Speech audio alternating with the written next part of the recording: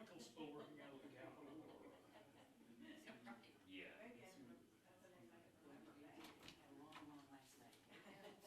There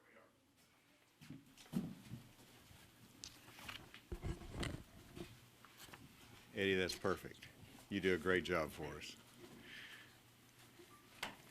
Thank you for joining me this afternoon for the latest update. I'm pleased to be joined by Secretary Nate Smith, Chancellor Cam Patterson, our Surgeon General Dr. Greg Bledsoe, and then today we have Secretary Preston from Commerce and Director A.J. Gary from ADAM. Yesterday, I reported that we had 118 cases in Arkansas.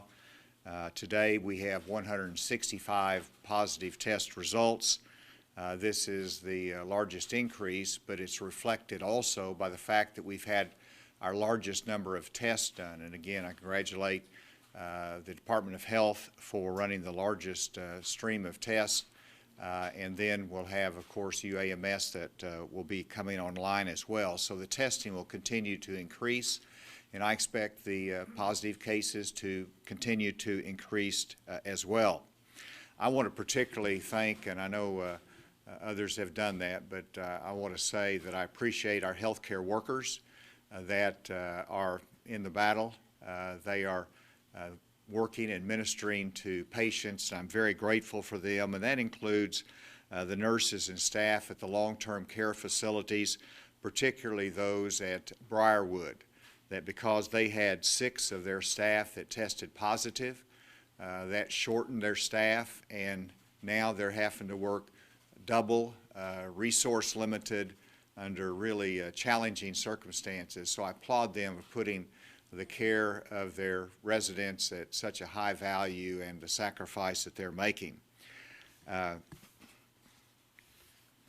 wanted to also reflect on a letter that I received from the CEO of Lanxess that employs over 500 people in El Dorado, Arkansas. And they wrote me to let me know that they are following our guidance for businesses. They are operating, they're in the global specialty chemical manufacturing business, and as workers come into the workplace, they have various health requirements in there in terms of screening, in terms of distancing, and also in terms of the cleaning and the deep cleaning of many of the surfaces in the plant. And that's an example of what a company is doing right, and it's really a model that our companies should be following. We want to stay open for critical businesses as this. All of our businesses, except for those that for various reasons have had to be restricted.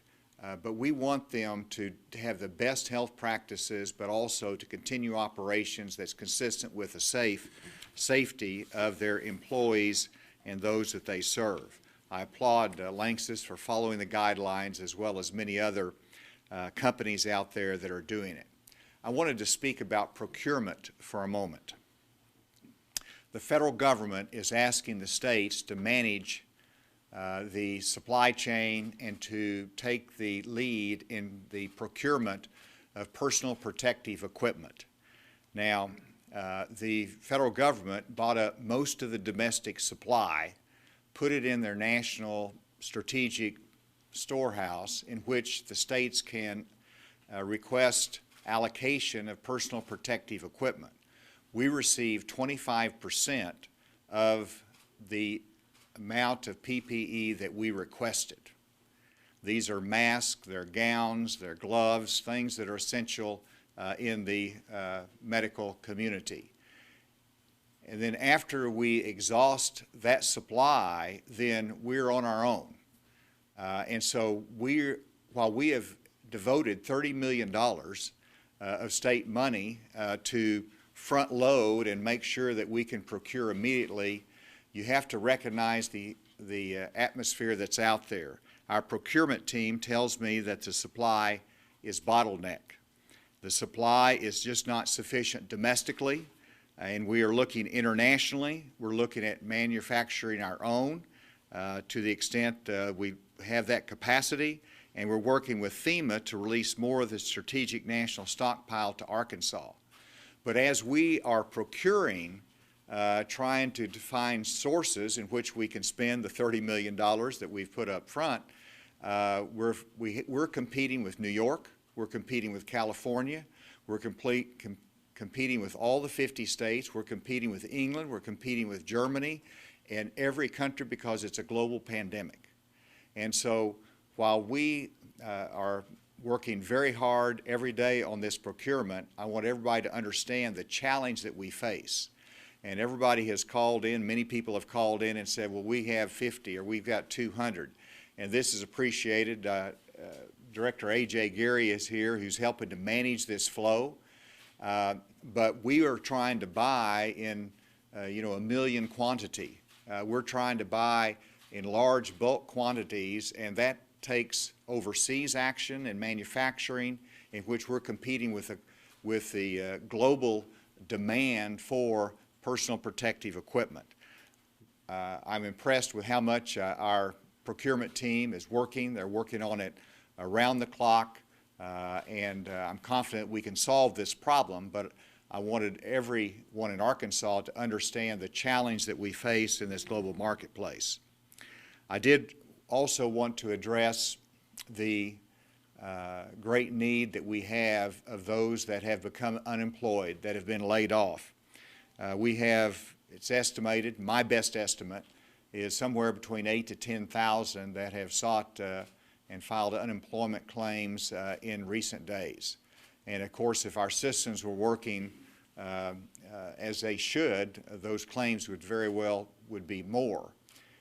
As we look at those claims, they are something that we have never seen before in really my lifetime, in which we've had this kind of global economic downturn to the extent that we have.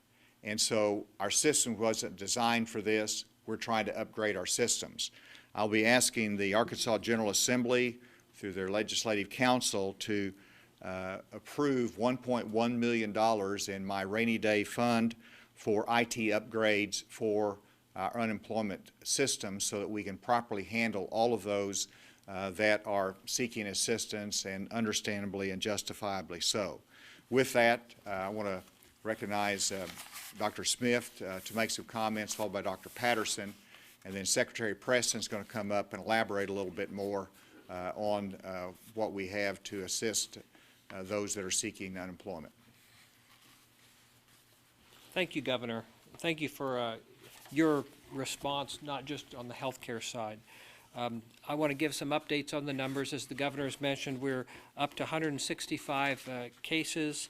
Of those, we have 10 children, 62 adults 65 years and older, and 93 adults aged 19 to 64.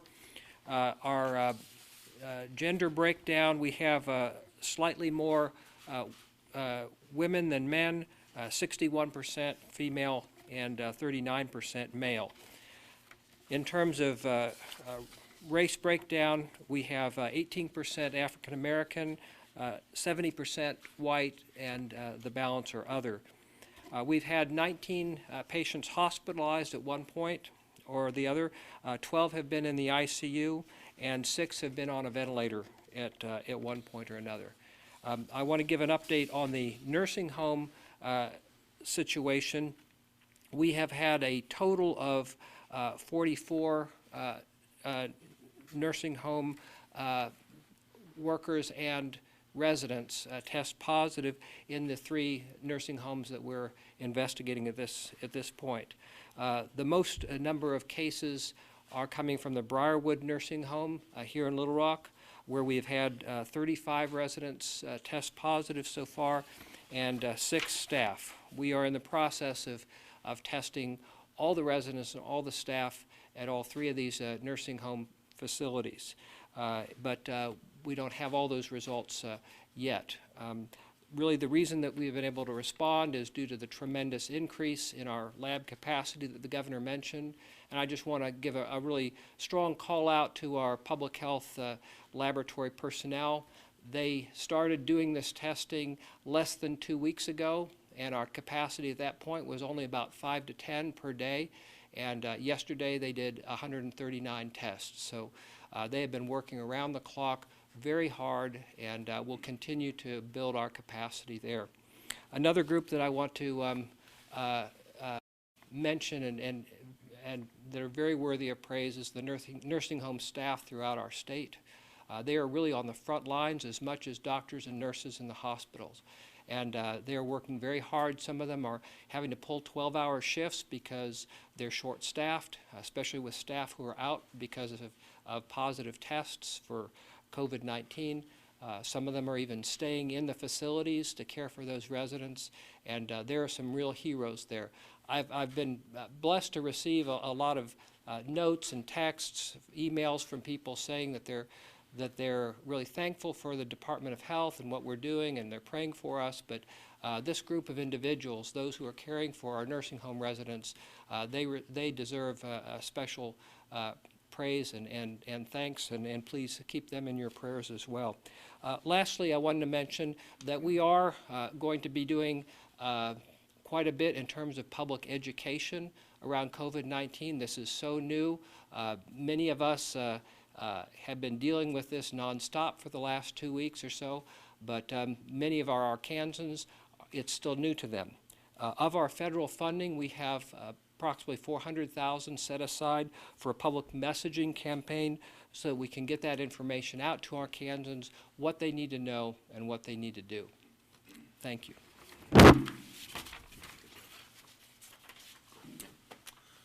So I want to thank Dr. Bledsoe and Dr. Smith for their partnership, and Governor Hutchinson for his leadership. As we promised, UAMS will start doing COVID-19 testing starting tomorrow, and we will be prioritizing inpatients who need testing and also health care workers who are suspected of being COVID-19 positive.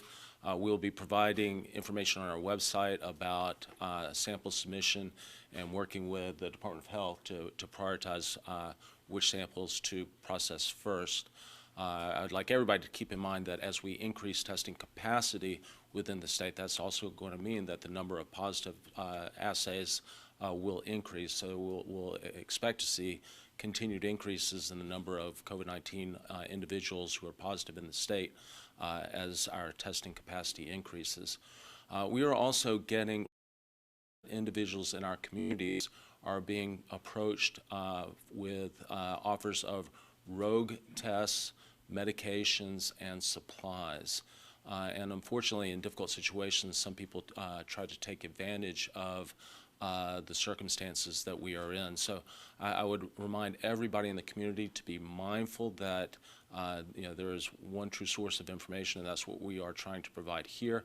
But if somebody provides you with an offer for something that doesn't make sense or seems too good to be true, or is preying on your fears and concerns, please be wary about that. The horizon is where it has always been, and we have a wave that is coming towards us. We don't know how high this wave will crest, how long it will take to pass, but we are preparing for that wave, and as it comes, we need to be mindful that there are many among us who are disadvantaged in responding to this. And I would encourage everybody to think about those in your communities who are less well off, those who may not speak English as their primary language, those who may have mental illness, and let's do everything that we can to wrap our arms around those individuals and make sure they stay safe as we confront the COVID-19 pandemic. Thank you, Governor, and Dr. Patterson, Dr. Smith, and Dr. Bledsoe for your leadership. And Governor, really thank you for this proactive approach in allowing us to have some additional funds to support our UI trust fund system. We need it. As the Governor mentioned, we were hit with more than we've seen in a long time. We anticipate that number will continue to grow up, and for the foreseeable future, we'll have a maintenance period. So making sure that people have access to our site is going to be very important. This will allow us to have 24/7 access to the website. And those of you who are watching and had the unfortunate chance to go online this weekend, you saw that the site goes down over the weekend. This is going to allow us to go 24/7. We feel very confident that we found some workarounds in terms of linking to the federal system. That's where the bottleneck has been the last few days. That's going to help alleviate those pressures, and we're going to be able to see that process go a lot smoother. We'll also go live with our hotline tomorrow. So those who are looking to file unemployment benefits, 844-908-2178 will be the statewide hotline, and they will have people around the clock answering those phone calls as well. Would remind folks to please stay away from going directly to our workforce centers around the state. While they remain open, those folks are working on processing claims. They don't need to be out interfacing with the public. We want to avoid the large crowds. Please, again, call the number, call the hotline, go online. We're going to get this processed with the additional procurement that the governor's offering. We're going to have the IT resources that we need to support this for the next couple of weeks and hopefully long-term going into the future, depending on how this will last. So thank you, Governor, for that. Additionally, to those businesses out there who are seeking relief, we have our website set up at arkansasedc.com/COVID-19. That's a resource page for all businesses who are looking for questions. That'll link you to the SBA site for those small businesses who are seeking loans up to $2 million. And thanks to the governor for putting in his $4 million, the Attorney General for the $3 million that she put in. We now have a loan and a loan guarantee program through our Quick Action Fund. We have that stood up and ready to go. Please call and inquire. We've had over 300 calls and emails so far the last couple of days since we've had that set up. We've been able to respond to all of them. We'll work through that. And additionally, we have our community development block grant funding that's going to help on some general assistance. So use those resources out there. Again, check out the website, the hotline. Those will be up and running. And with the additional resources from the governor and the legislature, hopefully we won't see any hiccups as it goes forward. Thank you. I'm happy to take any questions or, yes. Governor Cuomo has said he would add a premium to what he will pay for supplies. Is that something that Arkansas is in any position to do? Well, first of all, because of the demand, the price goes up.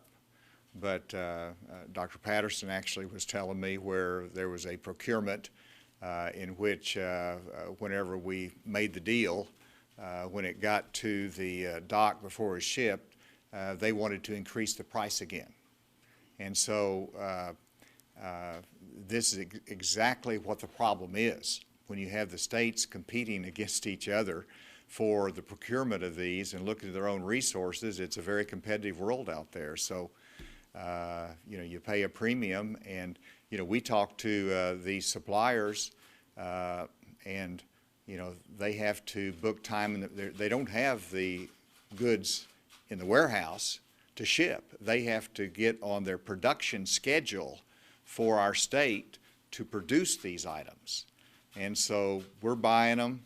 They have to be produced, they have to be shipped, and they have to get here. And so it's a very disconcerting supply chain right now, and that's just the reality of it. You got not just states competing, but you've got other countries, and some of them might be offering premiums. That's a challenge. Steve? Mr. Cuomo, sir, was among many big state governors and mayors this morning who were, there's a growing chorus apparently that's saying that that is nuts, that the state should not be in charge of the procurement and allocation chain, that should be a federal responsibility. Could I ask your thoughts on that, sir?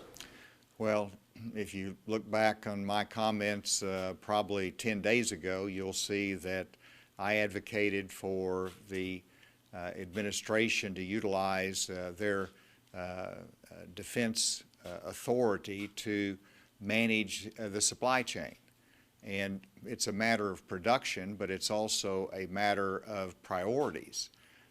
You're putting the burden on a company that manufactures ventilators to decide whether those ventilators that they produce are going to go to New York, California, or Arkansas. The same thing for respirators and all the other equipment that we're asking for. And so I'm delighted that FEMA has a role to play. I've talked to the CDC and asked them to help in terms of setting some of the national priorities and the allocations. We're doing all that we can, and I think that's the focus we have. We don't mind taking state responsibility. We took that responsibility. We put $30 million to help be up front on the procurement, but now we got to find the supply of that, and that's what we're competing for. Yes? Do you think that the folks who don't necessarily need testing for COVID-19 are causing medical professionals to use up the state's limited supplies of PPE? I'm going to let Dr. Smith, you want to take that on a little bit? Yes, certainly we want to prioritize our testing towards our high priority groups: hospitalized patients, healthcare workers, those who are over 65 with underlying conditions and have symptoms, as well as those who have been identified by their physicians as having special situations that need priorities. And these are our priorities, have been our priorities. There are a number of folks out there who want testing, who have not been able to get it, and they're frustrated by it, but that's why we're focusing on those top priorities. At this point,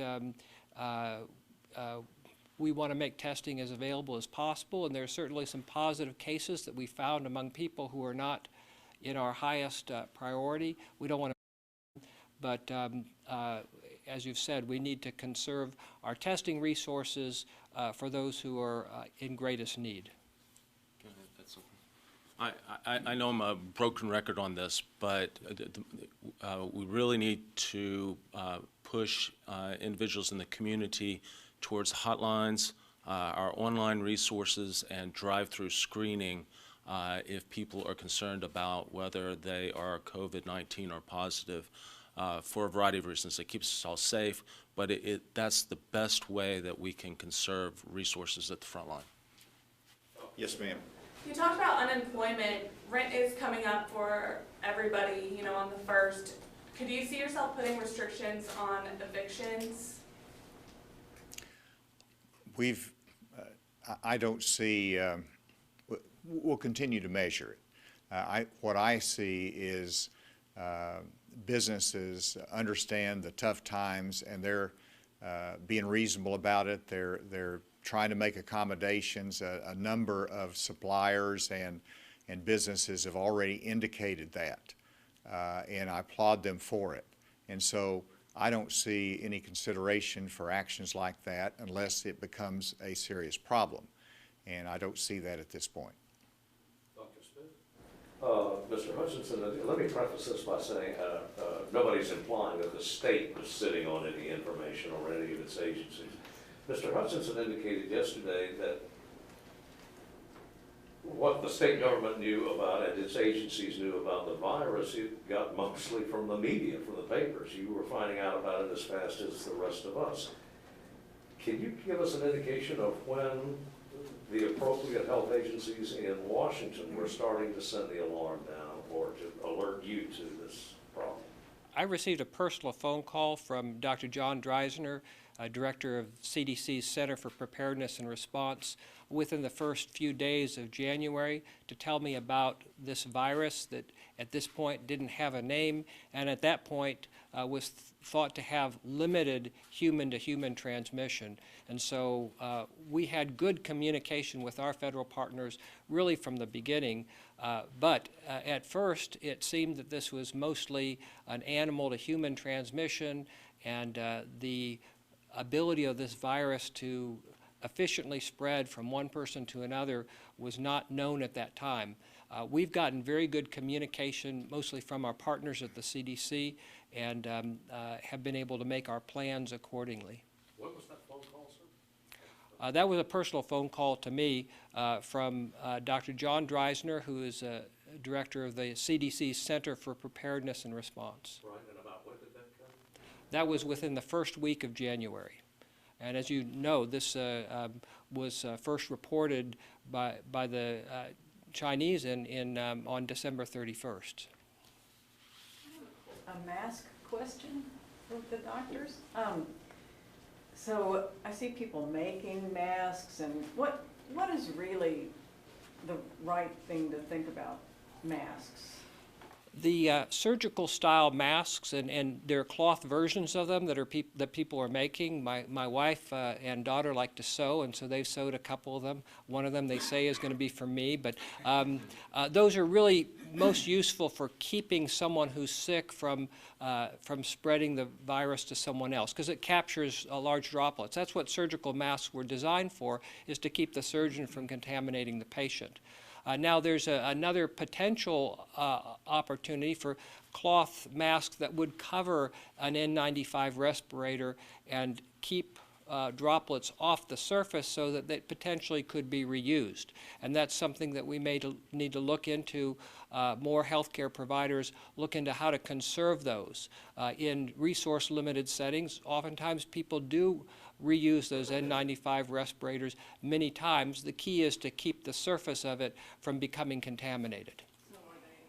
Are hospitals resorting to using plain surgical masks and so far to treat the, no? No, we're monitoring our supplies very, very closely, but if there's any risk of coming into contact with aerosolized secretions from a patient who might be COVID-19 positive, healthcare workers need to be wearing an N95 mask. Back row.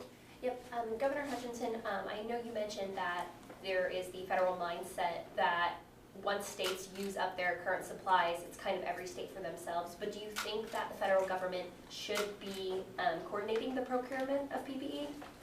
Well, this is not the time to say they should be doing this or they shouldn't be doing this. I'm just giving the state perspective, and it's very clear to me that the federal government has said we don't want to invoke the National Defense Procurement Act, and therefore, as long as they don't invoke that, then we're up to our own devices to procure that. Now, they do have the National Strategic Supply that we made a request of, and we got 25% of what we requested. That will soon be used up. And so now, what do? Either they have to send us more, and of course, they're having to look at the needs of all the states, and we haven't been promised that it's coming. And so we're looking at purchasing on the market, and we can't expect the small hospitals around Arkansas to be able to compete in that environment. So that's why we're doing the statewide procurement effort with $30 million invested up front. And so now we got to find the supply. And that's where you can see the challenge that exists.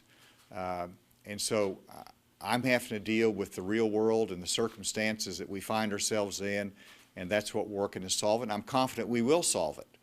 And so I don't know everything the White House knows, But I know what we've got to do, and we're pursuing that. Yes, ma'am. You said you don't want to do a statewide shelter in place unless it gets to that point. What about those counties with high numbers?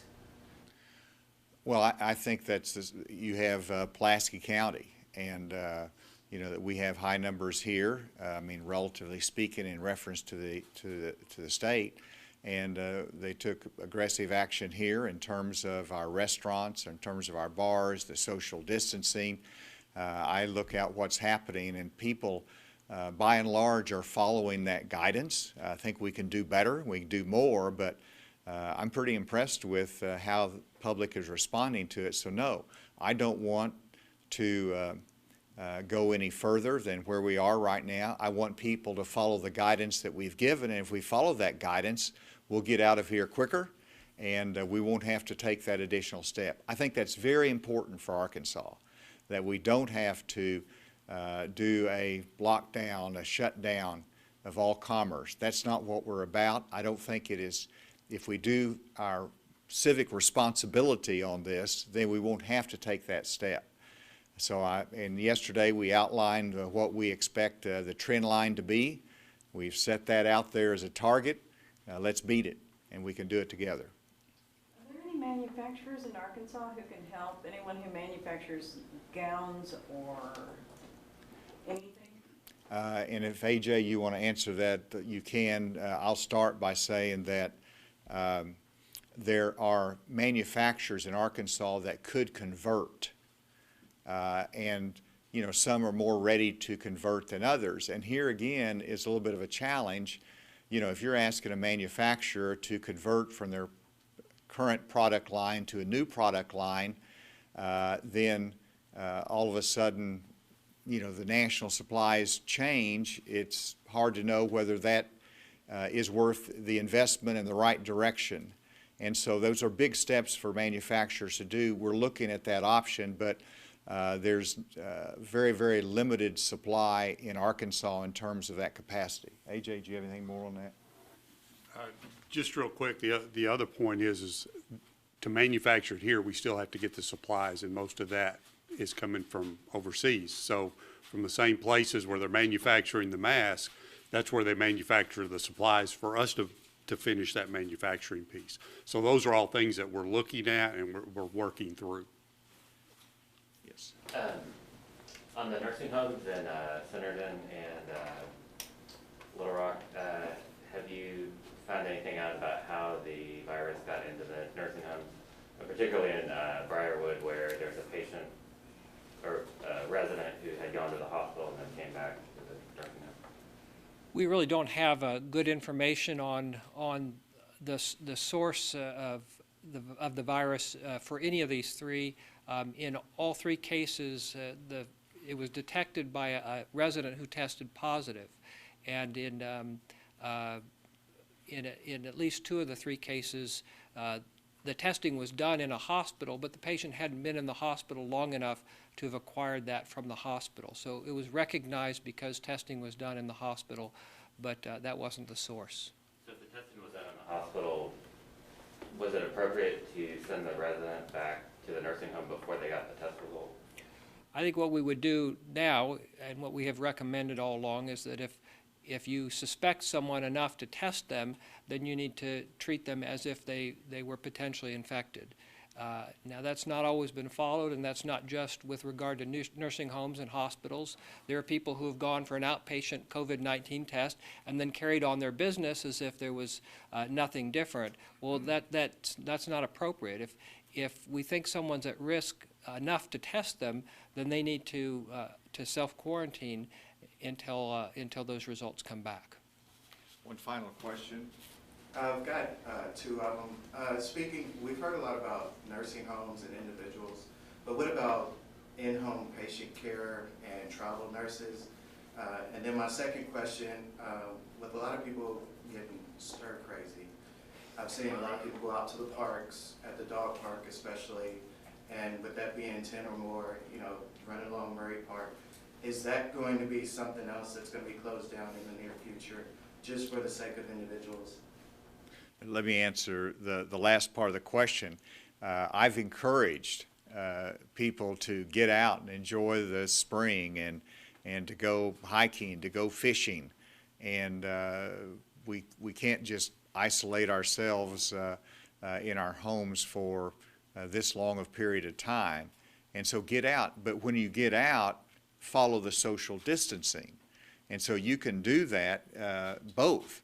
And so you can protect yourself and protect others, but still be outside. It's the open air, the space that's available out there, that should be consistent. And we followed that with our state parks as well. We've closed some of our lodge facilities, I think, but we still have it available for hiking and camping and enjoying the outdoors. The first part of the question. Yeah, so the first part of that question had to do with in-home services. Obviously, anytime when people come in contact with each other, there's potential for spread of COVID-19. The nursing home or long-term care facility is a particular concern, though, because you have quite a few people together in the same area. So many more opportunities for spread of viruses like influenza, but also COVID-19. In the in-home care setting, that risk is less because there are fewer people altogether, but still of concern. And I would agree with everything the governor said about getting outside, as long as people stay a safe distance, 6 feet or more from each other.